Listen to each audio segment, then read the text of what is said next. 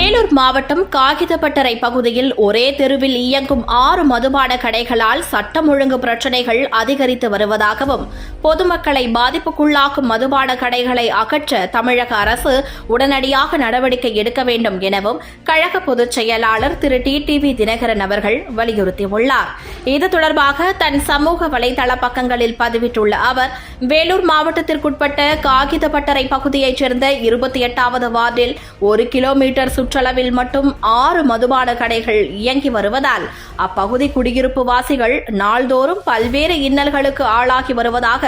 நாளிதழ்களில் செய்திகள் வெளியாகியிருப்பதாக குறிப்பிட்டுள்ளார். மது கடைகள் திறக்கப்படும் நேரம் தொடங்கி வார்டு முழுவதுமே மது குடிப்பவர்களால் ஆக்கிரமிக்கப்பட்டிருப்பதால் வீட்டை விட்டு வெளியே வர முடியாத சூழல் நிலவுவதாகவும் இது தொடர்பாக பலமுறை புகார் அளித்தும் மதுபான கடைகளை அகற்ற மாவட்ட நிர்வாகம் எந்தவித நடவடிக்கையும் எடுக்கப்படவில்லை எனவும் அப்பகுதியில் வசிக்கும் 2000க்கும் அதிகமான குடியிருப்பு வாசிகள் புகார் தெரிவித்திருப்பதையும் அவர் சுட்டிக்காட்டியுள்ளார். வீதிக்கு வீதி திறக்கப்பட்டிருக்கும் மது கடைகளால் பொதுமக்களின் பாதுகாப்பு கேள்விக்குறியாகி இருப்பதோடு தமிழ்நாட்டில் வரலாறு காணாத அளவுக்கு அதிகரித்திருக்கும் கஞ்சா உள்ளிட்ட போதைப் பொருட்களின் நடமாட்டத்தை அரசு தடுக்க தவறியதன் விளைவாக நேற்று ஒரே நாளில் மட்டும் மதுரை மற்றும் சென்னையில் ரூபாய் 180 கோடி மதிப்பிலான போதைப் பொருட்கள் பறிமுதல் செய்யப்பட்டிருப்பதாகவும் அவர் கூறியுள்ளார். பொதுமக்களின் பாதுகாப்புக்கு அச்சுறுத்தலாக இயங்கி வரும் மதுபான கடைகளை கணக்கெடுத்து அவற்றை உடனடியாக மூட